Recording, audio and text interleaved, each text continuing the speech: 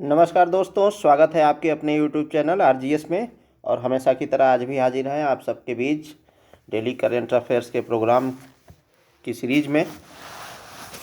तो चलिए सेशन को आगे बढ़ाते हैं और आप सभी से विशेष अपील कि इस चैनल को सब्सक्राइब करें, लाइक करें और शेयर करें। आज के सेशन का पहला प्रश्न, तो हाल ही निम्नलिखित कथनों पर विचार कीजिए। क्वेश्चन क्या कह रहा है? हाल ही में यूएसए के बाद डब्ल्यूएचओ से अर्जेंटीना ने अपनी सदस्यता वापस लेने की घोषणा की है। अमेरिका डब्ल्यूएचओ का सबसे बड़ा दाता है, जो वार्षिक $950 मिलियन कुल बजट का 15% का योगदान करता है। तो पूछ क्या रहा है, कौन सा कथन गलत है? गलत कथन की बात कर रहा है। तो यहाँ पर जो है, अभी जो है, जब डोनाल्ड ट्रम्प जी अमेरिका के राष्ट्रपति बने तो उन्होंने घोषणा की कि हम डब्ल्यूएचओ से बाहर हो रहे हैं। उनका कहना था कि जो डब्ल्यूएचओ है ये कोविड के समय ठीक ढंग से काम नहीं की और इसकी नीतियां जो है सही तरीके से क्रियान्वित नहीं कर पा रहा है, क्योंकि कोविड के समय में आपने देखा होगा कि किस तरीके से लोग जो है परेशान हो रहे थे, लॉकडाउन झेल रहे थे। तो ऐसे में जो है इसकी प्रासंगिकता नहीं है, तो उन्होंने घोषणा की। उन्हीं को देखते हुए अर्जेंटीना ने भी एक घोषणा की।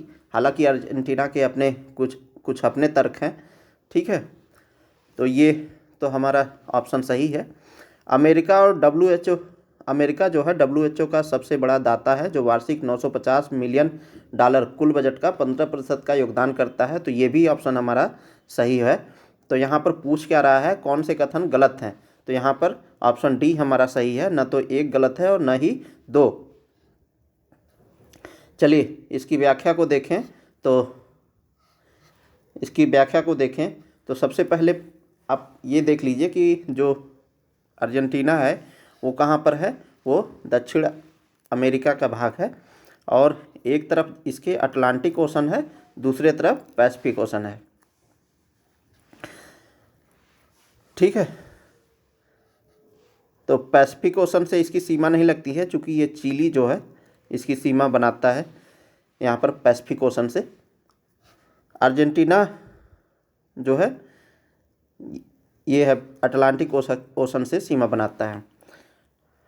अर्जेंटीना का जो है एक जो है सबसे महत्वपूर्ण जानकारी अर्जेंटीना के बारे में ये है कि ये जो है खनिज की दृष्टि से बड़ा ही समृद्ध देश है। और यहाँ पर जो है लिथियम ट्रायंगल नाम से जो है जाना जाता है इसे, अर्जेंटीना को। तो लिथियम ट्रायंगल में जो है बोलीविया और चिली और अर्जेंटीना, ये 3 देश ऐसे हैं जहाँ पर लिथियम के भंडार पाए जाते हैं। तो ये जो सीमा देख रहे होंगे, ये और मुख्यतः ये एरिया, यहाँ पर जो है लिथियम के भंडार जो है पाए जाते हैं। तो इसलिए ये लिथियम ट्रायंगल कंट्री के रूप में भी जाना जाता है। चलिए, अब ये तो रहा लिथियम ट्रायंगल के बारे में, अर्जेंटीना की अवस्थिति के बारे में हम लोग देख लिए। अब देखते हैं कि ये इस प्रश्न का व्याख्या क्या है। तो यहाँ तो ऑप्शन हमारा दोनों सही है कि ये न तो एक होगा और न ही दो। चलिए बढ़ते हैं आगे। तो अर्जेंटीना ने जो है विश्व स्वास्थ्य संगठन डब्ल्यूएचओ से बाहर निकलने की घोषणा की है, जो अमेरिका के पूर्व राष्ट्रपति डोनाल्ड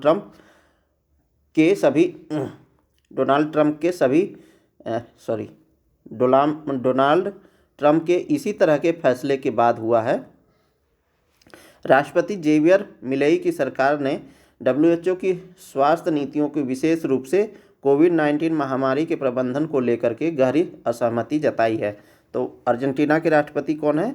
जेवियर मिलेई, ठीक है। इस निर्णय से अर्जेंटीना की जो है वैश्विक स्थिति, स्वास्थ्य नीति और डब्ल्यूएचओ की विश्वसनीयता पर प्रभाव को लेकर के बहस छेड़ दी है। आलोचकों का कहना है कि यह फैसला कांग्रेस की मंजूरी के बिना पूरी तरह से प्रभावी नहीं हो सकता और इससे अर्जेंटीना की स्वास्थ्य प्रणाली और अंतर्राष्ट्रीय संबंधों पर दीर्घकालिक प्रभाव पड़ सकता है।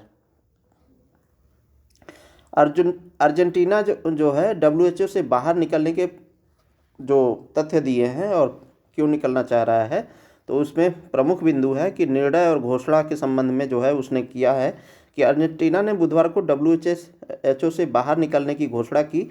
राष्ट्रपति प्रवक्ता मैनुअल एदोर्नी ने एक प्रेस कॉन्फ्रेंस में इस फैसले की पुष्टि की। विदेश मंत्री गेरार्डो वर्थेइन को आधिकारिक रूप से निकासी प्रक्रिया पूरी करने का निर्देश भी दिया गया है। राष्ट्रपति जेवियर मिलई ने WHO की स्वास्थ्य नीतियों और प्रबंधन को लेकर के गहरी असहमति व्यक्त की है। अर्जेंटीना सरकार ने कोविड-19 महामारी के दौरान WHO की भूमिका की आलोचना की है। संगठन की राजनीतिक स्वतंत्रता और बाहरी प्रभाव को लेकर भी सवाल उठाए गए हैं। पिछले वामपंथी सरकार द्वारा लगाए गए लंबे लॉकडाउन भी इस फैसले की एक बड़ी वजह बताए जा रहे हैं। अमेरिका नीति के साथ मेल भी खाता है, ये भी एक महत्वपूर्ण कारण है। मिलई अमेरिका के पूर्व राष्ट्रपति डोनाल्ड ट्रंप की नीतियों का अनुसरण करते हैं और उन्हें अपना राजनीतिक सहयोगी मानते हैं। ट्रंप ने जनवरी 2025 में दोबारा राष्ट्रपति बनने के तुरंत बाद अमेरिका को WHO से बाहर कर लिया था। ठीक है, दोनों नेताओं ने WHO की महामारी प्रबंधन और वित्तीय नीतियों की कड़ी आलोचना भी की थी। कानूनी और स्वास्थ्य संबंधी प्रभाव क्या पड़ सकते हैं, तो विशेषज्ञों का कहना है कि यह फैसला कांग्रेस की मंजूरी के बिना कानूनी रूप से प्रभावी नहीं होगा।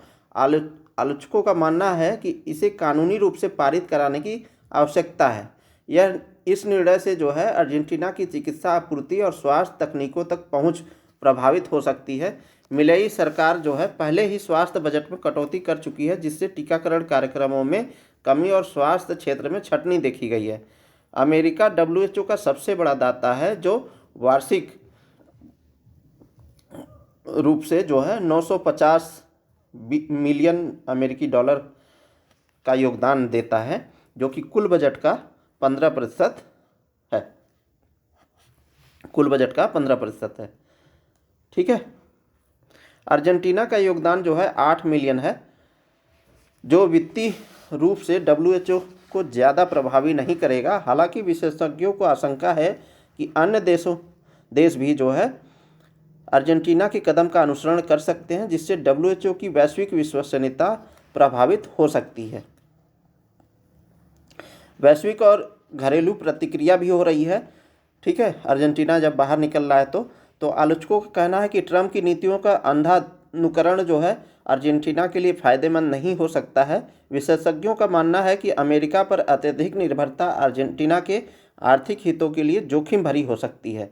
स्वास्थ्य विशेषज्ञों को चिंता है कि यह निर्णय अर्जेंटीना की पहले से संकटग्रस्त स्वास्थ्य प्रणाली पर अतिरिक्त दबाव डाल सकती है।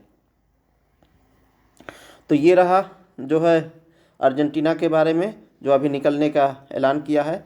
और WHO जो है इसकी स्थापना जो है 7 अप्रैल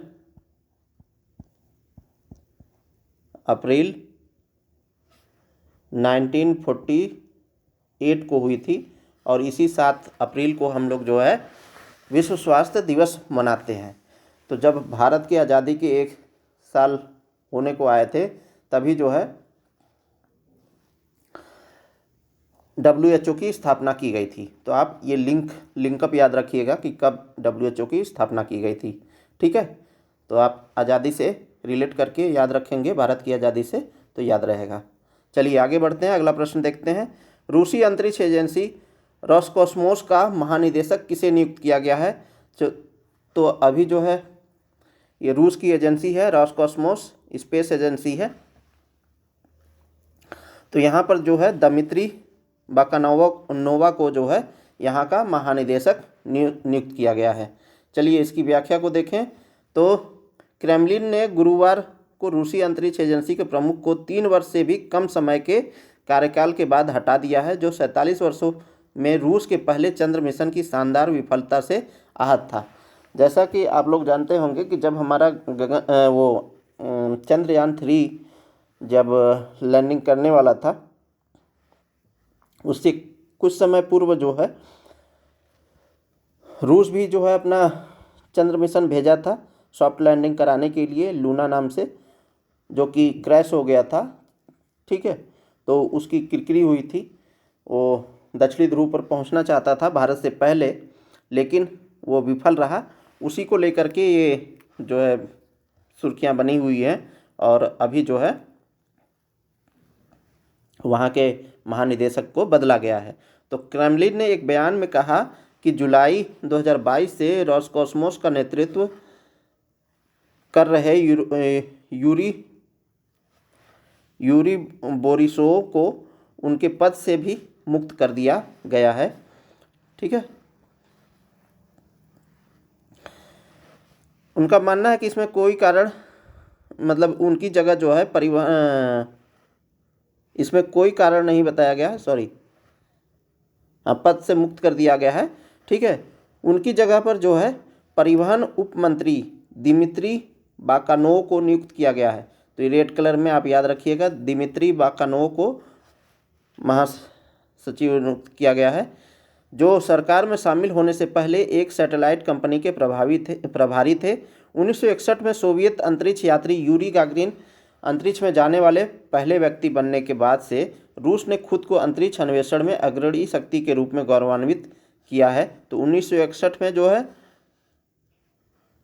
अंतरिक्ष यात्री यूरी गागरिन चंद्रमा पर पहले व्यक्ति थे जिन्होंने चंद्रमा पर पहली बार कदम रखा था। लेकिन अगस्त 2023 में इनकी महत्वाकांक्षाओं को तब बड़ा झटका लगा जब इसका मानव रहित लूना 25 मिशन उतरने की कोशिश करते हुए चंद्रमा की सतह से टकरा गया। जब उस विफलता के बावजूद बोरिसोव ने आने वाले वर्षों के लिए महत्वाकांक्षी योजनाएं बनाई थी, क्योंकि रूस अपना स्वयं का कक्षीय अंतरिक्ष स्टेशन जो है लॉन्च करने की तैयारी कर रहा है। तो ISA जो है उससे निकलने वाला है और अपना खुद का अंतरिक्ष स्टेशन बनाने वाला है रूस। तो इस परिप्रेक्ष्य में जो है बोरिसोव जो है वो वहाँ पर इसके लिए कुछ काम भी किए थे, बावजूद इसके उन्हें हटा दिया गया। यह नया प्रोजेक्ट जो है पुराने हो रहे अंतर्राष्ट्रीय अंतरिक्ष स्टेशन की जगह लेगा, जहां रूस ने यूक्रेन में युद्ध के कारण संबंधों में संकट आने के बाद भी संयुक्त राज्य अमेरिका के साथ मिलकर काम किया है। पिछले साल बोरिसोव ने एक शेड्यूल को मंजूरी दी थी, जिसके तहत नए रूसी स्टेशन के पहले 2 मॉड्यूल 2027 में लॉन्च किए जाएंगे। हालांकि ये ज़रूरी नहीं है, मतलब आपके लिए ज़रूरी नहीं है। रूस ने कहा कि वह अंतरिक्ष में निरंतर चालक दल की उपस्थिति बनाए रखने और वैज्ञानिक, आर्थिक और सुरक्षा संबंधी परियोजनाओं को संचालित करने की योजना बना रहा है, जो ISS के रूसी खंड में संभव नहीं थे। विश्व शक्तियां न केवल अंतरिक्ष का पता लगाने के लिए बल्कि संभावित रूप से वहां हथियार तैनात करने के लिए भी प्रतिस्पर्धा कर रही हैं। रूस और अमेरिका के बीच परमाणु हथियारों की संख्या को सीमित करने वाले अंतिम प्रमुख समझौते की 2026 में समाप्ति के साथ प्रत्येक पक्ष ने एक दूसरे पर अंतरिक्ष में हथियारों की दौड़ शुरू करने की योजना बनाने का आरोप लगाया है। चलिए आज के जो है सेशन का अगला क्वेश्चन, और ये भारतीय और कला संस्कृति से संबंधित क्वेश्चन है और सैन्य क्षमता से भी संबंधित है। तो भगवान बुद्ध त्रिनेत्र सेवा अभियान का संबंध किससे है? भगवान बुद्ध जो है बौद्ध धर्म के रूप में बौद्ध धर्म को संस्थापित करने वाले व्यक्ति, महामानव के रूप में जाने जाते हैं। तो उससे संबंधित ये क्वेश्चन है, भगवान बुद्ध त्रिनेत्र सेवा अभियान किससे संबंधित है? भारत, नेपाल, श्रीलंका से संबंधित है। ये तीनों ही देश ऐसे हैं जहां पर बौद्ध धर्म प्रमुख रूप से प्रचारित और प्रसारित है, और यहाँ पर बहुत ज़्यादा फॉलोअर भी हैं। बहरहाल बढ़ते हैं इसके व्याख्या की ओर। तो अंतर्राष्ट्रीय बौद्ध परिसंघ ऐतिहासिक भगवान बुद्ध त्रिनेत्र सेवा अभियान के शुभारंभ की घोषणा करेगा। यह सहयोगात्मक पहल जो है भारत, नेपाल और श्रीलंका की सशस्त्र सेनाओं को IBC की साझेदारी में नेपाल के लुम्बिनी यानी भगवान बुद्ध की जन्मस्थली से श्रीलंका के गाल तक अनोखा मोटरसाइकिल अभियान शुरू करने के लिए एक साथ आते हैं। इन देशों के रक्षा कर्मियों वाला यह अभियान प्रमुख बौद्ध विरासत स्थलों से होकर गुजरेगा, जो बौद्ध धर्म के ऐतिहासिक प्रचार का प्रतीक है और इन देशों के बीच साझा संस्कृति और आध्यात्मिक संबंधों को मजबूत करेगा। तो क्या होगा, संस्कृति भी हमारी मजबूत होगी, साझा संस्कृति भी मजबूत होगी और आध्यात्मिक संबंध भी मजबूत होगा। अभियान के प्राथमिक उद्देश्य में शांति सद्भाव को बढ़ावा देना है, पर्यटन को बढ़ावा देना है, पर्यावरण जागरूकता को बढ़ावा देना है। सबसे महत्वपूर्ण रूप से भारत, नेपाल और श्रीलंका के बीच गहरे संबंधों का जश्न मनाना भी इसमें शामिल है। इस अभियान के भारतीय अध्याय के आयोजन भागीदार के रूप में IBC प्रतिभागियों को सारनाथ, बोधगया, नालंदा, नागार्जुन सागर जो आंध्र प्रदेश में है और उदयगिरी जो उड़ीसा में है जैसे महत्वपूर्ण बौद्ध स्थलों के जरिए मार्गदर्शन करेगा। अभियान को औपचारिक रूप से भारत के पूर्व राष्ट्रपति श्री रामनाथ कोविंद 19 फरवरी 2025 को प्रतिष्ठित बौद्ध स्थल बोधगया से हरी झंडी दिखाएंगे। तो कौन करेगा इसका शुभारंभ? पूर्व राष्ट्रपति श्री रामनाथ कोविंद जी। ठीक है, कब करेंगे? 19 फरवरी 2025 को। कहाँ से? बोधगया से। ठीक है, तो ये इम्पॉर्टेंट फैक्ट हो जाता है हमारे लिए। तो ये प्रश्न जो है एक त्रिपक्षीय सांस्कृतिक सेवा के रूप में जो है जाना गया, सांस्कृतिक सेवा के रूप में देख रहे होंगे, लेकिन यहाँ पर आपके लिए इम्पॉर्टेंट हो जाता है कि बौद्ध धर्म से संबंधित जो भी फैक्ट्स हैं, जो भी कॉन्सेप्ट हैं, वो आप जो है रिवाइज मार लें, क्योंकि इस वीडियो में बताने का मतलब कि वीडियो लेंदी हो जाता है और इसमें फिर और लोगों को दिक्कत होती है क्योंकि वो लोग पहले से जानते हैं। ठीक है, तो श्रीलंका पहुंचने पर अभियान को 5 मार्च 2025 को जाफना में श्रीलंका की प्रधानमंत्री सुश्री हरिनी अमरसूरिया औपचारिक रूप से हरी झंडी दिखाएंगी, जो बुद्ध की शिक्षाओं से बंधे 3 देशों की एक महत्वपूर्ण यात्रा का समापन होगा। तो श्रीलंका की प्रधानमंत्री वर्तमान में कौन है? सुश्री हरिनी अमरसूरिया। ठीक है, वो वहाँ पर हरी झंडी दिखाएंगी। नेक्स्ट क्वेश्चन देखते हैं। देश का पहला सहकारी विश्वविद्यालय, राष्ट्रीय त्रिभुवन सहकारी विश्वविद्यालय कहाँ प्रारंभ होगा? तो मध्य प्रदेश, उत्तर प्रदेश, गुजरात, महाराष्ट्र। तो कहाँ पर होगा? ये गुजरात में होगा। तो ये जो है गुजरात में होगा। इसका राइट आंसर हमारा सी हो जाएगा। अब देखिए यहाँ पर किसकी बात हो रही है? पहले, एक तो ये इम्पोर्टेंट है हमारा, सहकारी विश्वविद्यालय, राष्ट्रीय त्रिभुवन सहकारी विश्वविद्यालय। तो राष्ट्रीय त्रिभुवन सहकारी विश्वविद्यालय, ठीक है, ये जो है कहाँ पर अवस्थित होगा? प्रारंभ होगा गुजरात में। ठीक है, अब ये सहकारी शब्द जो आया है, सहकारी मतलब क्या? सह मतलब साथ साथ और कारी मतलब काम करना। ठीक है, मतलब ग्रुप ऑफ पीपल एक उद्देश्य को लेकर के जब साथ साथ चलते हैं, काम करते हैं, तो उसी को बोलते हैं सहकारिता। जो हमारी प्रशासनिक ढांचा है या नीति आयोग है, उसका जो मोटो है वो सहकारिता के बेस पर ही आधारित है। क्योंकि जो नीतियां बनाई जाएं वो राज्यों के सहयोग से, PPP के सहयोग से, जो देश में प्रबुद्ध जीवी हैं, नागरिक समाज हैं, NGO हैं, उनके सहयोग से जो है नीतियां बनाई जाएं और उसे अमल किया जाए। तो नीति आयोग भी इस दिशा में अपना प्रयासरत रहता है। अब यहाँ पर सहकारी शब्द से संबंधित जो है ये 97वां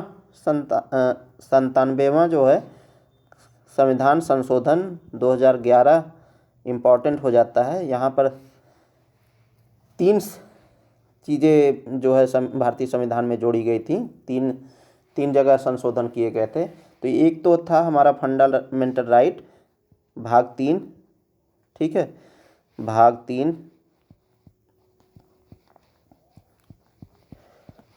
फंडामेंटल राइट में जो है आर्टिकल 19(1) के तहत 1C के तहत सब क्लॉज C के तहत जो है सहकारी समितियों को क्या किया गया, मौलिक अधिकार दिया गया। फिर जो है DPSP की बात करें तो DPSP में यानी भाग 4 DPSP में राज्य के नीति निर्देशक तत्व में जो है 43B आर्टिकल 43B जो है सहकारी समितियों के विकास के लिए जो है राज्य नीति का एक नया जो है निर्देशक सिद्धांत जो है प्रस्तुत करेगा, इस तरीके से है। और एक शेड्यूल जोड़ी गई थी, नया भाग जोड़ा गया था, शेड्यूल नहीं भाग जोड़ा गया था, भाग 9B जोड़ा गया था, जिसका शीर्षक ही जो है सहकारी समितियां थीं। तो ये 97वां संविधान संशोधन जो है हमारे लिए महत्वपूर्ण हो जाता है। पहला सहकारी विश्वविद्यालय जो है वो कहाँ पर खोला जाएगा, गुजरात में खोला जाएगा। इसकी व्याख्या को देखें तो सोमवार को लोकसभा से देश के पहले सहकारी विश्वविद्यालय त्रिभुवन को हरी झंडी मिल गई। सदन से सहकारी विश्वविद्यालय बिल 2025 पास हो गया है। दरअसल गुजरात के आणंद जिला में स्थित इंस्टीट्यूट ऑफ रूरल मैनेजमेंट को ही सहकारिता विश्वविद्यालय बनाया जा रहा है। इंस्टीट्यूट ऑफ रूरल मैनेजमेंट जो है देश के सहकारिता की पढ़ाई करवाने वाला सबसे बड़ा संस्थान बन जाएगा। इसके सहकारिता विश्वविद्यालय बनते ही पुणे स्थित वैमनिकाम यानी Baikunth Mehta national institute of cooperative management centre of excellence हो जाएगा, जो इसी यूनिवर्सिटी के तहत काम करेगा। ठीक है, इससे फ़ायदा क्या होगा पहला सहकारी विश्वविद्यालय बनाने पर, तो सहकारी विश्वविद्यालय के रूप में इसे राष्ट्रीय महत्व का संस्थान माना जाएगा। यहाँ सहकारी क्षेत्र की तकनीकी मैनेजमेंट शिक्षा और ट्रेनिंग दी जाएगी। सहकारी रिसर्च को बढ़ावा दिया जाएगा। इस विश्वविद्यालय के बनने से सहकारी पेशेवरों को इनोवेशन और दक्षता को बढ़ावा देने के लिए आवश्यक कौशल प्राप्त करने में मदद मिलेगी। साथ ही साथ सहकारी क्षेत्र भारत की सामाजिक आर्थिक संरचना में महत्वपूर्ण भूमिका निभाते हैं, लाखों लोगों को आजीविका प्रदान करते हैं और इसे और मजबूती मिलेगा। इस विश्वविद्यालय का एक अन्य प्रमुख उद्देश्य भारत में सहकारी शिक्षा का मानकीकरण करना भी है। वर्तमान में सहकारी ट्रेनिंग असंगठित है और इसमें एकरूपता की कमी है। डेयरी, मत्स्य, कृषि, बैंकिंग और मार्केटिंग जैसे विभिन्न सहकारी क्षेत्रों में डिप्लोमा, डिग्री और प्रमाणन कार्यक्रमों की पेशकश करके विश्वविद्यालय सहकारी शिक्षा को व्यवस्थित करेगा। यह अंतर्राष्ट्रीय सहकारी संगठनों के साथ सहयोग करेगा और विश्व में सहकारिता की बेस्ट प्रैक्टिस को बढ़ावा देगा। त्रिभुवन सहकारी विश्वविद्यालय एक केंद्रीय संस्थान के रूप में कार्य करेगा, जो ICAR केंद्र, कृषि विज्ञान केंद्र, CSIR संस्थान और स्वास्थ्य संबंधित संस्थान और अन्य विश्वविद्यालयों के संसाधनों को इंटीग्रेट करेगा, यानी एक साथ जोड़ेगा। किसानों को क्या फ़ायदा होगा इससे, तो यह विश्वविद्यालय जो है न्यूनतम समर्थन मूल्य यानी MSP से हटकर कृषि उत्पादों की बिक्री के लिए सहकार बाजार तैयार करेगा।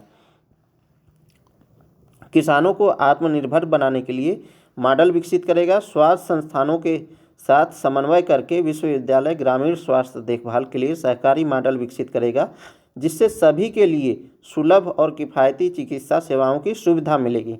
इस विश्वविद्यालय का एक प्रमुख लक्ष्य राष्ट्रीय हितों की रक्षा करना है, जिसमें किसानों और कारीगरों के आर्थिक अधिकारों को सुनिश्चित करना शामिल है। तो आज के सेशन का अगला प्रश्न, 2024 भ्रष्टाचार धारणा सूचकांक में भारत का स्थान कौन सा है। तो यहाँ पर धारणा की बात कर रही है, भ्रष्टाचार है या नहीं है उसकी बात नहीं हो रही है, परसेप्शन की बात हो रही है। मतलब हम किसी के बारे में जो है अनुमान लगा लेते हैं, धारणा बना लेते हैं, उसकी बात हो रही है। तो भ्रष्टाचार धारणा सूचकांक 2024 के बारे में पूछ रहा है कि भारत का स्थान कौन सा है। तो यहाँ पर 96वां स्थान है। चलिए इसकी व्याख्या को देख लें। तो भारत जो है 180 देशों में जो है 96वें स्थान पर है। तो ये इम्पोर्टेंट हो जाता है। 2023 में जो है 93वें स्थान पर था, जो कि 2024 में 96वें स्थान पर हो गया है, यानी स्थिति जो है गिरी है। अब यहाँ पर एक इम्पॉर्टेंट फैक्ट हमारे लिए बहुत बहुत बहुत महत्वपूर्ण हो जाता है। डेनमार्क जो है 7वीं बार शीर्ष पर है, बना हुआ है। तो डेनमार्क जो है 7वीं बार शीर्ष पर बना हुआ है, यानी यहाँ पर इस देश की जो है धारणा, भ्रष्टाचार के मामले में धारणा ये है कि यहाँ पर भ्रष्टाचार लगभग न के बराबर है। भ्रष्टाचार धारणा सूचकांक जो है ट्रांसपेरेंसी इंटरनेशनल बर्लिन जर्मनी स्थित गैर सरकारी संगठन द्वारा जारी किया जाता है। तो किसके द्वारा जारी किया जाता है? ट्रांसपेरेंसी इंटरनेशनल बर्लिन के द्वारा जारी किया जाता है। कहाँ पर स्थित है ये? जर्मनी में स्थित है। यह एक गैर सरकारी संगठन है। इसने पहली बार जो सूचकांक जारी किया था 1995 में जारी किया था, और देश के सार्वजनिक क्षेत्र के भीतर भ्रष्टाचार की धारणा के आधार पर सूचकांक जो है 0 से लेकर के 100 के पैमाने का उपयोग किया जाता है। दक्षिणी अच्छा, इसमें एक चीज़ और देख लीजिए कि 0 का मतलब जो है 0 से लेकर के 100 तक रैंकिंग दी जाती है, अंक दिए जाते हैं। तो 0 का मतलब है कि रैंकिंग बहुत ही खराब,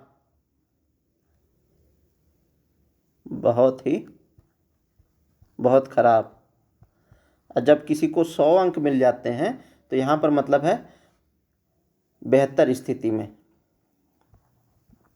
ठीक है, तो चलिए अब देख लेते हैं प्रमुख देशों के बारे में। तो दक्षिणी सूडान जो है 8 अंक पा करके सबसे निचले पायदान पर है, यानी दक्षिणी सूडान जो है 180वें पायदान पर है। सोमालिया जो है 179 पायदान पे है। वेनेजुएला जो है कौन से स्थान पर? 178 स्थान पर। तो हमने देखा था डेनमार्क पहले स्थान पर है, फिनलैंड जो है दूसरे स्थान पर है, और सिंगापुर तीसरे स्थान पर है। तो फर्स्ट पर है, फर्स्ट हो गया डेनमार्क, सेकेंड पर है फिनलैंड, और थर्ड जो है सिंगापुर। ठीक है, अपने पड़ोसी देशों की बात कर लें तो पाकिस्तान 135वें स्थान पर है, श्रीलंका 121वें स्थान पर है, और बांग्लादेश देश जो है 149वें स्थान पर है। अभी बांग्लादेश में राजनीतिक उठापटक चल रही है, तो 149वें स्थान पर है, यानी 150 से 1 अंक कम। ठीक है, पाकिस्तान 135वें स्थान पर है, श्रीलंका 121वें स्थान पर है। चीन जो है हमसे बेहतर स्थिति में है, 42 अंकों के साथ जो है 76वें स्थान पर है। चलिए अगला प्रश्न है 2025 पैरा तीरंदाजी एशिया कप जो है विश्व में शीर्ष स्थान पर कौन सा देश रहा है?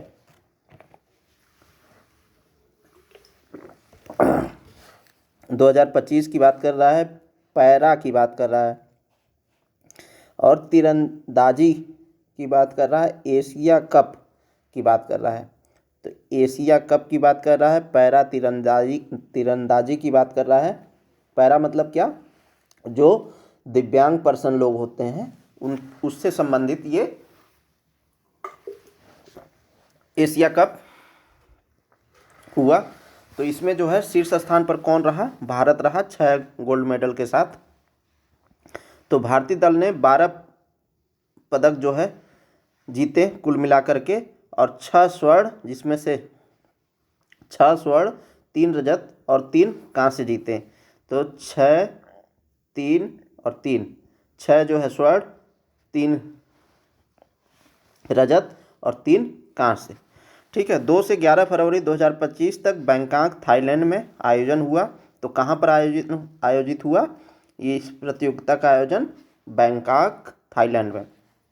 शीर्ष पर जो है भारत रहा, फिर थाईलैंड रहा और इंडोनेशिया रहा। तो यानी मेजबान देश जो है दूसरे नंबर पर रहा और मेहमान देश पहले नंबर पर रहा।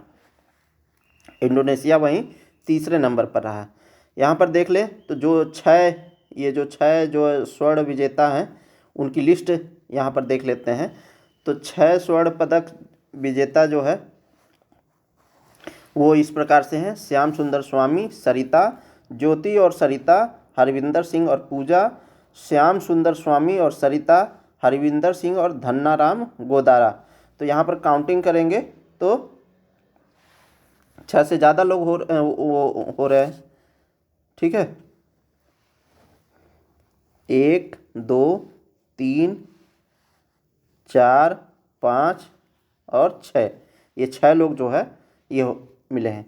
तो ये सिंगल में मिला इन्हें श्याम सुंदर स्वामी, सरिता जो है इन्हें भी सिंगल मिला। ये डबल्स में पाया इन्होंने, ये डबल्स जो है मिश्रित में पाया है, और यहाँ भी ये मिश्रित में है डबल्स में। हरविंदर सिंह और धन्नाराम गोदारा ये पुरुष युगल में है। ठीक है, डबल्स में। चलिए अगला प्रश्न देखें तो अंतर्राष्ट्रीय प्रशासनिक विज्ञान संस्थान के वार्षिक सम्मेलन की मेजबानी किस देश ने की है? अब यहाँ पर क्या बात हो रहा है? अंतर्राष्ट्रीय प्रशासनिक विज्ञान संस्थान, इसकी बात कर रहा है। तो कौन मेजबानी कर रहा है? यहाँ पर भारत कर रहा है। ठीक है, सॉरी, यहाँ पर जो है भारत कर रहा है इसकी मेजबानी। अंतर्राष्ट्रीय प्रशासनिक विज्ञान संस्थान, इसका वार्षिक सम्मेलन है। तो पहली बार जो है अंतर्राष्ट्रीय प्रशासनिक विज्ञान संस्थान के वार्षिक सम्मेलन की मेजबानी जो है भारत कर रहा है। IIAS DARPG यानी प्रशासनिक सुधार और लोक शिकायत विभाग भारत सम्मेलन 2025 सम्मेलन जो है 10 से 14 फरवरी 2025 तक नई दिल्ली में 55 से अधिक देशों ने भाग लिया। सार्वजनिक प्रशासन, शासन और नीति निर्धारण में नवाचारों का पता लगाने के लिए एक मंच के रूप में ये कार्य करता है। भारत सरकार के प्रशासनिक सुधार और लोक शिकायत विभाग के साथ संयुक्त रूप से अंतर्राष्ट्रीय प्रशासनिक विज्ञान संस्थान द्वारा विषय हमारे लिए इम्पोर्टेंट हो जाता है। तो विषय next generation administrative reforms reaching the last mile, यानी अगली पीढ़ी के प्रशासनिक सुधार, नागरिकों को सशक्त बनाना और अंतिम मील तक पहुंचना विषय के साथ जो है इसका आयोजन किया जा रहा है। अंतर्राष्ट्रीय विज्ञान संस्थान की बात कर लें तो इसकी स्थापना जो है 1930 में की गई थी और इसका मुख्यालय ब्रुसेल्स, बेल्जियम में अवस्थित है। अगले प्रश्न की ओर बढ़ें तो हाल ही में स्वदेशी सेमीकंडक्टर किसने तैयार किया है? तो इसरो, DRDO, IIT दिल्ली, इनमें से कोई नहीं। तो इसरो ने किया है IIT मद्रास के साथ मिलकर के। हालांकि हमने इसमें एक बार और चर्चा की है, लेकिन अभी फ़िलहाल में ये फिर से देखना हमारे लिए ज़रूरी है। तो इसरो और IIT मद्रास ने संयुक्त रूप से स्वदेशी सेमीकंडक्टर चिप विकसित की है। इस स्वदेशी सेमीकंडक्टर चिप को शक्ति प्रोसेसर बेसलाइन से विकसित किया गया है। इसका उपयोग सूचना प्रौद्योगिकी और कंप्यूटर सिस्टम में किया जाएगा। यह विकास अंतरिक्ष प्रौद्योगिकी में आत्मनिर्भर भारत पहल की दिशा में एक महत्वपूर्ण कदम है। भारत ने सेमीकंडक्टर उद्योग को बढ़ावा देने के लिए इंडिया सेमीकंडक्टर मिशन लॉन्च किया है। सेमीकंडक्टर क्या होते हैं? तो सेमीकंडक्टर एक अर्धचालक होते हैं, जो ऐसे पदार्थ होते हैं जो न तो पूर्ण रूप से चालक होते हैं और न ही पूर्ण रूप से अवरोधक के रूप में काम करते हैं। ये दो गुणों के बीच का व्यवहार करते हैं, यानी इनकी विद्युत चालकता वातावरण और स्थिति के आधार पर बदलती रहती है। प्रमुख सेमीकंडक्टर की बात करें तो सिलिकॉन, जर्मेनियम, गैलियम और आर्सेनिक जैसे तत्व सेमीकंडक्टर के उदाहरण हैं। सबसे प्रमुख उपयोग जो है कंप्यूटर, मोबाइल फ़ोन, अन्य इलेक्ट्रॉनिक डिवाइस में किया जाता है। इसका उपयोग सौर पैनल में सूर्य के प्रकाश को विद्युत ऊर्जा में बदलने के लिए भी किया जाता है। चलिए अगला प्रश्न देख लेते हैं। तो लंपी स्किन डिजीज किससे संबंधित है? तो लंपी स्किन डिजीज जो है गाय से संबंधित है। अभी जो है वैक्सीन की खोज की गई है इस डिजीज के लिए, इस बीमारी के लिए। तो इसी से ये जो है ये MCQ में शामिल किया गया है। चलिए व्याख्या को देखें इसके। तो भारत बायोटेक समूह की कंपनी बायोवेट प्राइवेट लिमिटेड, तो किसने किया है? बायोवेट प्राइवेट लिमिटेड ने।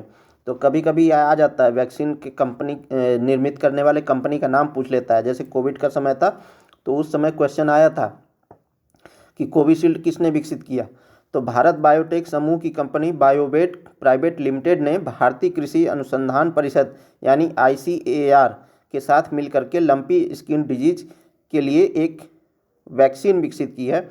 इस वैक्सीन को केंद्रीय औषधि मानक नियंत्रण संगठन से लाइसेंस प्राप्त हुआ है। तो ये जो है कोई भी वैक्सीन बनती है या दवा बनती है तो केंद्रीय औषधि मानक नियंत्रण संगठन से जो है यानी CDSCO से लाइसेंस लेना पड़ता है। तो ये लाइसेंस मिल चुका है। LSD के कारण यानी लंपी स्किन डिजीज के कारण जो है पशुधन में होने वाले नुकसान को कम करने में यह वैक्सीन महत्वपूर्ण हो सकता है।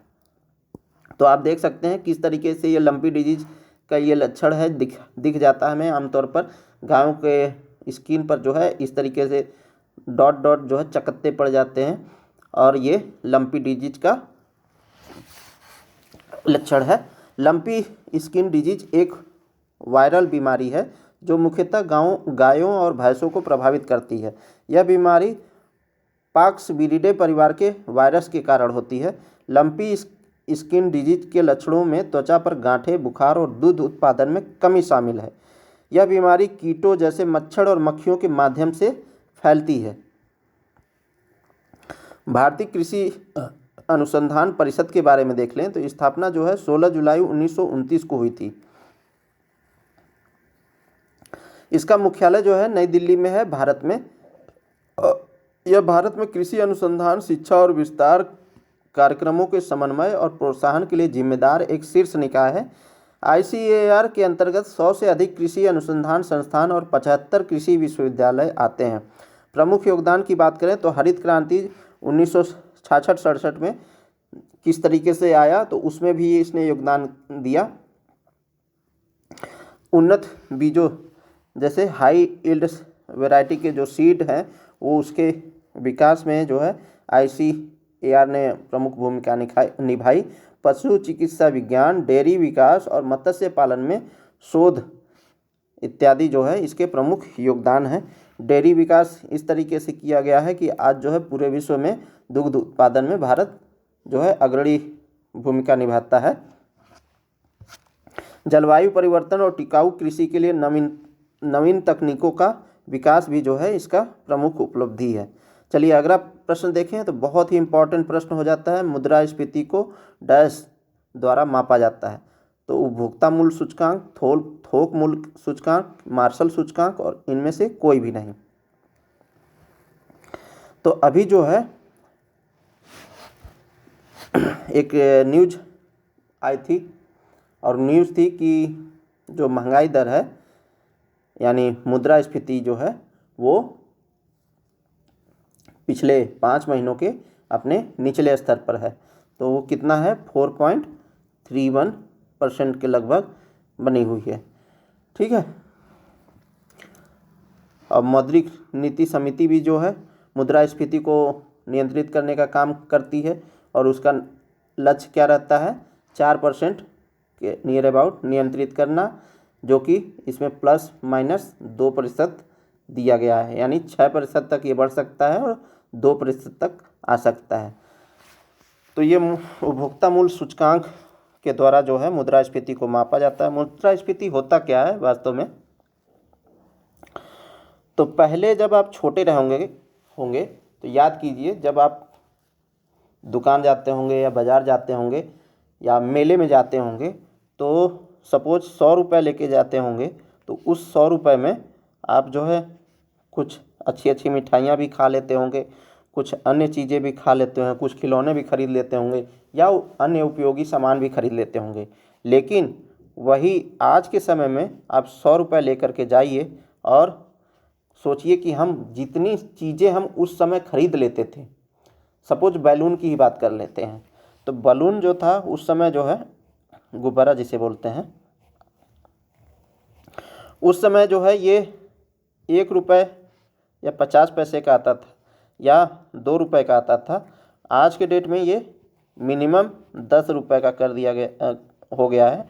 तो ये क्या है, महंगाई यहाँ पर दिखा रहा है, यानी मुद्रास्फीति एक ऐसी अवस्था जब वस्तु और सेवाओं की कीमतों में वृद्धि हो जाए तो उसे हम मुद्रास्फीति कहते हैं।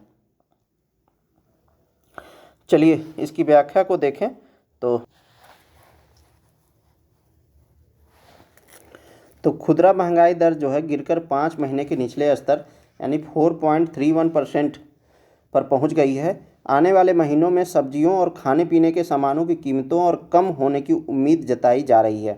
तो ये इकोनॉमिक टाइम्स का जो हेडलाइन है वहाँ से ये उठाया है मैंने। चलिए देखते हैं इसकी व्याख्या को।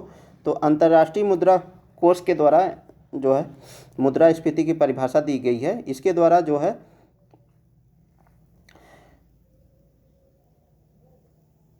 निर्धारित अवधि में कीमतों में की गई अंतर्राष्ट्रीय मुद्रा कोष के द्वारा जो है कीमतों यहाँ पर परिभाषा के अनुसार मुद्रास्फीति एक निश्चित अवधि में कीमतों में वृद्धि की दर है जिसमें समग्र मूल्य वृद्धि या विशिष्ट वस्तुओं एवं सेवाओं की व्यापक माप शामिल होता है। तो यहाँ पर एक हमारे लिए इम्पोर्टेंट होता है कि एक निश्चित अवधि। हम जब तक जो है कंपैरेटिव स्टडी नहीं करेंगे यानी तुलनात्मक अध्ययन नहीं करेंगे तो हम जान कैसे पाएंगे कि स्फीति हो गई, मुद्रास्फीति हो गई है। क्योंकि मान लीजिए आज के डेट में कोई वस्तु 100 रुपये में मिल रहा है तो वो आज के डेट में मिल रहा है। जब हम इसकी तुलना हम करेंगे किसी निर्धारित एक निश्चित अवधि में या निर्धारित समय के अनुसार, तब हम जो है बता सकते हैं कि इसमें मुद्रास्फीति हुई है या अपस्फीति हुई है। ठीक है। तो सपोज उस समय जो है कोई वस्तु जो है 10 रुपये में मिल जाता था आज के 5 साल पहले, 5 years एगो। ठीक है। अब ये जो है ये वर्तमान का प्राइस है। तो जब हम तुलना करते हैं तब हमें पता चलता है। अभी इसके आधार वर्ष को भी देखेंगे। आधार वर्ष बदला गया है, पहले 4-5 था। ठीक है। अभी जो है 11-12 कर दिया गया है। तो देखेंगे अभी। तो इसके अनुसार जो है IMF के अनुसार जो है एक निश्चित अवधि में कीमतों में वृद्धि की दर है जिसमें समग्र मूल्य वृद्धि या विशिष्ट वस्तुओं एवं सेवाओं की व्यापक माप शामिल है। यह जीवन यापन की बढ़ती लागत को दर्शाता है और इंगित करता है कि एक निर्दिष्ट अवधि आमतौर पर 1 वर्ष में वस्तुओं और या सेवाओं की लागत का एक समुच्चय कितना महंगा हो गया है। मुद्रास्फीति की मांग जो है यानी मुद्रास्फीति किन किन कारणों से बढ़ती है। तो एक होता है मांग जनित मुद्रास्फीति यानी डिमांड पुल इन्फ्लेशन। जब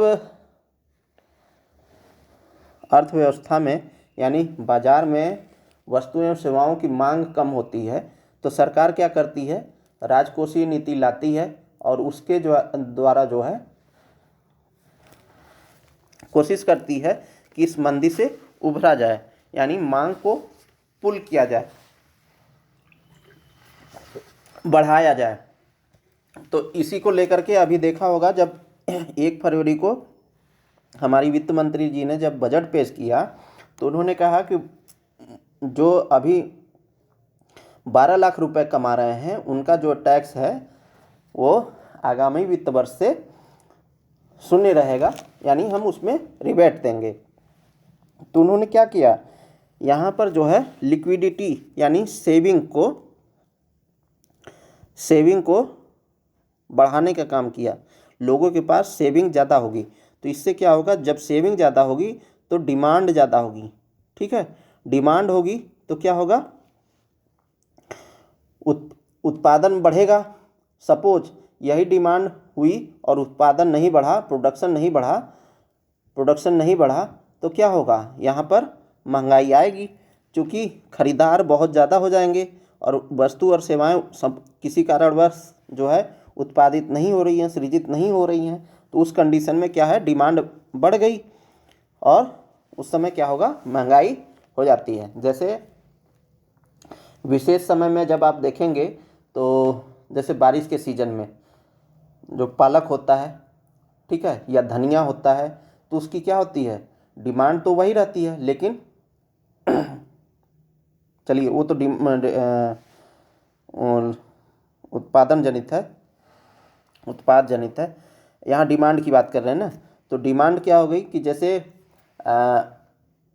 अभी जो है पाकिस्तान की स्थिति देख लीजिए, या श्रीलंका में जब 1-1.5 साल पहले 2 साल पहले जो है स्थिति बनी हुई थी, वहाँ पर क्या था, मांग ज़्यादा थी, ठीक है, और जो है वस्तु और सेवाओं की आपूर्ति कम हो पा रही थी, तो वहाँ पर चीज़ें जो है बहुत महंगी बिक रही थी। तो वो क्या हो रहा था, वहाँ पर मांग जनित मुद्रास्फीति हो रही थी। यह तब होता है जब वस्तुओं और सेवाओं की मांग उनकी आपूर्ति से अधिक हो जाती है, ठीक है, यानी आपूर्ति ही हम नहीं कर पा रहे हैं। जब अर्थव्यवस्था में समग्र मांग अधिक होती है तो उपभोक्ता उपलब्ध वस्तुओं तथा सेवाओं के लिए अधिक भुगतान करने को तैयार होते हैं, जिससे कीमतों में सामान्य वृद्धि होती है। उच्च उपभोक्ता व्यय वाली एक उभरती अर्थव्यवस्था अतिरिक्त मांग उत्पन्न कर सकती है, जिससे कीमतों पर दबाव बढ़ सकता है। एक होता है लागत जनित मुद्रास्फीति। जैसे कोई भी ब्रेड बनाने वाली फैक्ट्री है, अब सपोज इस समय जो है गेहूं के बुआई का सीज़न चल रहा है, अब गेहूं तो लगभग पकने के कगार पर आ रहा है, लेकिन सपोज 2 महीने पहले की बात कर लें तो बुआई का सीज़न चल रहा था, लोग जो है बहुत ज़्यादा गेहूं बो रहे हैं, तो क्या हुआ, गेहूं जो है ज़्यादा खपत हो रही है, और जो ब्रेड बनाने वाली कंपनी है उसे भी गेहूं चाहिए। तो क्या हुआ कि वहाँ पर जो गेहूं खरीदने गई तो डिमांड तो उसकी जस की तस है, लेकिन सप्लाई कम है। तो क्या हुआ कि वो उस समय क्या हुआ कि किसान जो है कह रहा है कि नहीं, हम अब जो है 2500 रुपये कुंटल नहीं बल्कि हम 3000 रुपये कुंटल देंगे। तो यहाँ पर क्या हुआ, कच्चे माल की कॉस्ट जब बढ़ जाती है तो वहाँ पर लागत जनित मुद्रास्फीति बढ़ होती है। यानी लागत जनित मुद्रास्फीति वस्तुओं और सेवाओं की उत्पादन लागत में वृद्धि से प्रेरित होती है। यह बढ़ी हुई आय, कच्चे माल की बढ़ी हुई लागत या आपूर्ति श्रृंखला में व्यवधान जैसे कारकों के कारण हो सकती है। सीपीआई आंकड़ों के अनुसार जो है मार्च 2022 में तेल एवं वसा में मुद्रास्फीति दर जो है 18.79% हो गई, क्योंकि रूस यूक्रेन संघर्ष के कारण उत्पन्न भू राजनीतिक संकट ने खाद्य तेल की कीमतों को बढ़ा दिया था। तो यहाँ पर कॉस्ट पुश इन्फ्लेशन देखने को मिला था। अंतर्निहित या वेतन मूल्य मुद्रास्फीति। अब यहाँ पर देखिए, इस प्रकार की मुद्रास्फीति को अक्सर मजदूरी कीमतों के बीच फीडबैक पूल के रूप में वर्णित किया जाता है। जब श्रमिक अधिक वेतन की मांग करते हैं तो व्यवसाय बढ़ी हुई श्रम लागत को कवर करने के लिए कीमतें बढ़ा सकते हैं। यह श्रमिकों को उच्च वेतन की मांग करने के लिए प्रेरित करता है और यह चक्र जारी रहता है। जैसे सपोज कोई दुकानदार है, ठीक है, सपोज कोई मिठाई की दुकान है, अच्छी सी मिठाई की दुकान है। अब यहाँ पर जो सेठ हैं, धन्ना सेठ, उन्होंने क्या किया है कि इन्होंने जो है 4-5 एम्प्लॉय जो है रख रखा है, और ये लोग जो है इनकी मिठाई बनाते हैं और बाज़ार में सेल करते हैं। अब ये लोग जो है एक दिन जो है इनके पास पहुँचे, धन्ना सेठ के पास, बोले हम लोग नौकरी छोड़ के जा रहे हैं। तो धन्ना सेठ बोले कि भाई क्यों जा रहे हो छोड़ करके नौकरी? तो बोले कि या तो आप हमारी नौकरी वो वेतन बढ़ा दो, ठीक है, या तो हम अपनी नौकरी छोड़ देंगे। तो धन्ना सेठ को लगा कि अच्छा खासा हमारा कारोबार चल रहा है और ये चले जाएंगे तो क्या होगा, हमारा कारोबार चौपट हो सकता है। तो धन्ना सेठ ने कहा ठीक है भाई, तुम ले लो रुपए, बढ़ा लो अपना वेतन और यहाँ काम छोड़ करके मत जाओ। अब यहाँ पर क्या हुआ कि सपोज इनका सैलरी इनिशियल रूप में 1000 रुपये था, ठीक है, अब इन्होंने बढ़ा करके 1200 रुपये कर दिया सैलरी, ठीक है। जब ये 1200 रुपये हो गया तो 200 रुपये अतिरिक्त बोझ पड़ा धन्ना सेठ पर। तो जो मिठाई जो है ये 200 रुपये किलो पहले बेचते थे, तो अब जाहिर सी बात है उस मिठाई को कुछ ना कुछ बढ़ाएंगे। तो सपोज ये 20 रुपये जब बढ़ा दिए, 220 कर दिए, तो ये जब 20 रुपये बढ़ा तो यहाँ पर क्या हुआ, ये अंतर्निहित या वेतन मूल्य मुद्रास्फीति के कारण जो है मुद्रास्फीति होती है। मौद्रिक जनित मुद्रास्फीति, तो यहाँ पर मौद्रिक मुद्रास्फीति अक्सर किसी अर्थव्यवस्था में धन आपूर्ति में वृद्धि से जुड़ी होती है। जब चलन में पैसा अधिक होता है तो उपभोक्ताओं के पास अधिक क्रय शक्ति होती है, जिससे मांग और कीमतें बढ़ सकती है। केंद्रीय बैंक अधिक पैसा छापने या धन पूर्ति बढ़ाने वाली नीतियों को लागू करके मौद्रिक मुद्रास्फीति में योगदान कर सकती है। जैसे लिक्विडिटी जो है, तरलता जिसे कहते हैं, तरलता जो है ज़्यादा हो तो क्या होगा, मौद्रिक जनित मुद्रास्फीति होगी। इस कंडीशन में क्या होगा कि लोगों के पास पैसे बहुत ज़्यादा हैं तो वो डिमांड करेंगे तो मुद्रास्फीति होगी। यहाँ पर आपूर्ति संकट संबंधी जो है मुद्रास्फीति भी होती है। आपूर्ति आघात तब लगते हैं जब वस्तुओं और सेवाओं की आपूर्ति में अचानक या अप्रत्याशित व्यवधान होता है, जैसे ओला पड़ गया या कोई स्वेज नहर है मान लीजिए, तो स्वेज नहर में जो है कोई जहाज़ पलट गई, तो उस कंडीशन में क्या हुआ, जहाज़ जो है दूसरे तरफ से घूम के आएंगी तो जाहिर सी बात है लागत बढ़ गई, आपूर्ति जो है हो नहीं पा रही है, और अब जो वस्तुएं हैं उसकी लागत वो मतलब वैल्यू बढ़ गई, कीमत बढ़ गई। तो उस कंडीशन में क्या होगा, जब आपूर्ति संकट आ गया तो उस समय भी मुद्रास्फीति होगी। तो वही चीज़ ये बता रहा है, ठीक है। अच्छा, मुद्रास्फीति को जो है मापने का दो तरीका भी है, जैसे थोक मूल्य सूचकांक WPI और उपभोक्ता मूल्य सूचकांक CPI, ठीक है। और CPI में भी जो है रूरल होता है, एग्रीकल्चर होता है, इंडस्ट्रियल होता है, ठीक है। CPI कंबाइंड होता है, तो ये सब है। तो थोक मूल्य सूचकांक के बारे में देख लेते हैं। तो यह थोक व्यवसायों द्वारा अन्य व्यवसायों को बेची जाने वाली वस्तुओं की कीमतों में बदलाव को मापता है। इसे वाणिज्य और उद्योग मंत्रालय के आर्थिक सलाहकार यानी ऑफिस ऑफ इकोनॉमिक एडवाइजर के कार्यालय द्वारा प्रकाशित किया जाता है। तो किसके द्वारा प्रकाशित किया जाता है, office of economic adviser, ministry of commerce and industry के आर्थिक सलाहकार के कार्यालय द्वारा WPI प्रकाशित किया जाता है। इस सूचकांक की सबसे प्रमुख आलोचना यह है कि आम जनता थोक मूल्य पर उत्पादन नहीं खरीदती है, इसीलिए इसे जो है तवज्जो नहीं दिया जाता है। उपभोक्ता मूल्य सूचकांक पर मुद्रास्फीति को मापा जाता है। वर्ष 2017 में भारत के लिए WPI का आधार वर्ष 2004-05 से संशोधित कर 2011-12 कर दिया गया था, ठीक है। तो WPI का आधार वर्ष क्या है, 2011-12 वर्तमान में, पहले क्या था 2004 और 5।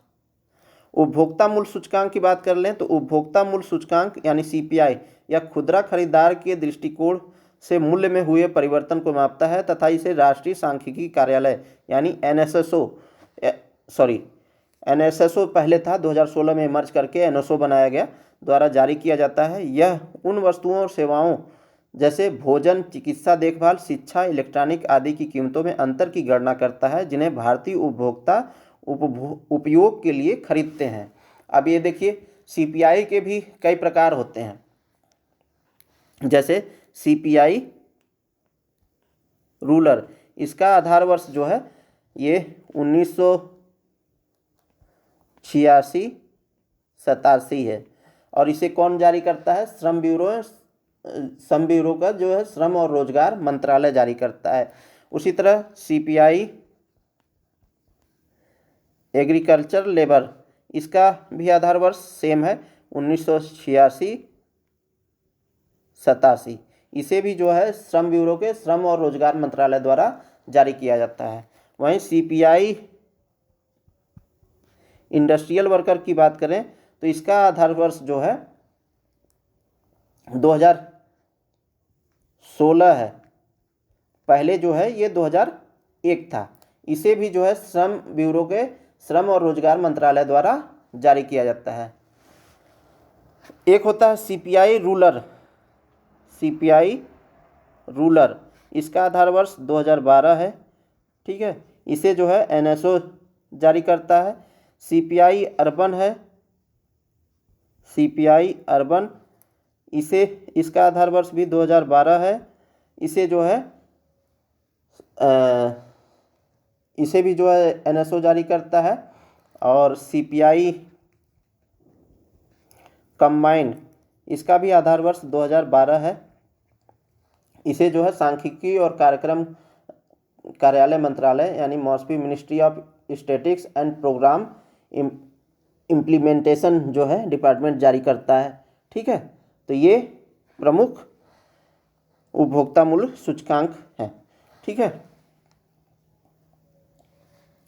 अच्छा, एक चीज़ और आपको जानना बहुत ही आवश्यक हो जाता है, जानना चाहिए मेरे हिसाब से, कि मुद्रास्फीति से संबंधित जो है एक कर्व है हमारे लिए, ये जिसे हम फिलिप कर्व कहते हैं। Philip curve, Philip curve. तो फिलिप कर्व जो है A.W. फिलिप द्वारा जो है 1958 में दिया गया था। ये फिलिप कर्व क्या बताता है कि बेरोजगारी और मुद्रास्फीति के बीच जो है अल्पकालिक समय में नकारात्मक संबंध होता है। यानी यह मुद्रास्फीति और बेरोजगारी के बीच के संबंध को दर्शाता है। जैसे यहाँ पर हम मान लेते हैं अनएम्प्लॉयमेंट, ठीक है, और यहाँ पर मान लेते हैं इन्फ्लेशन, महंगाई दर। तो जो ये ग्राफ चलता है, सपोज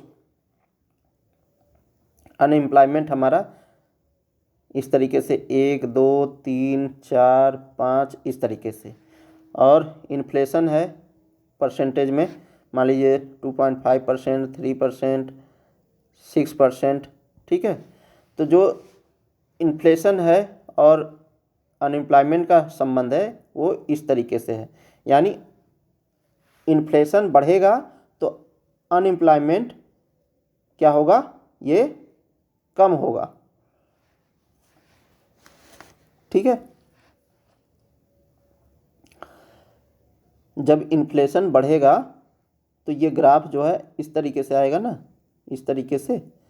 ठीक है, जब ये इन्फ्लेशन घटेगा तो ग्राफ जो है ऐसे आएगा। ठीक, तो यहाँ पर ये बढ़ता हुआ नज़र आएगा, यानी 4 से 5 हो जाएगा। तो ये इन्फ्लेशन जब बढ़ता है तो अनएम्प्लॉयमेंट घटता है। ठीक है, इन्फ्लेशन जब घटता है तो अनएम्प्लॉयमेंट बढ़ता है। मेन चीज़ आप इस पर फोकस रखिएगा। ये ग्राफ बनाने में थोड़ा सा दिक्कत हो रहा है, देखते हैं स्लाइड ऐड है कि नहीं। तो स्लाइड ऐड नहीं है, चलिए कोई बात नहीं। फिलहाल में इतना जानिए कि फिलिप वक्र जो है क्या कहता है, बेरोजगारी और मुद्रा के स्फीति के बीच जो है नकारात्मक संबंध को दर्शाता है। ठीक है, अल्पकालिक समय में नकारात्मक संबंध को दर्शाता है। जैसे इन्फ्लेशन बढ़ेगा तो अनएम्प्लॉयमेंट घटेगा, इन्फ्लेशन घटेगा तो अनएम्प्लॉयमेंट बढ़ेगा। चलिए, इन्हीं सब बातों के साथ आज के सेशन को देते हैं विराम और मिलते हैं फिर किसी नेक्स्ट वीडियो में। तब तक के लिए बहुत बहुत धन्यवाद आप सभी लोगों का वीडियो के साथ जुड़ने के लिए। मिलते हैं, बहुत बहुत धन्यवाद। जय हिंद।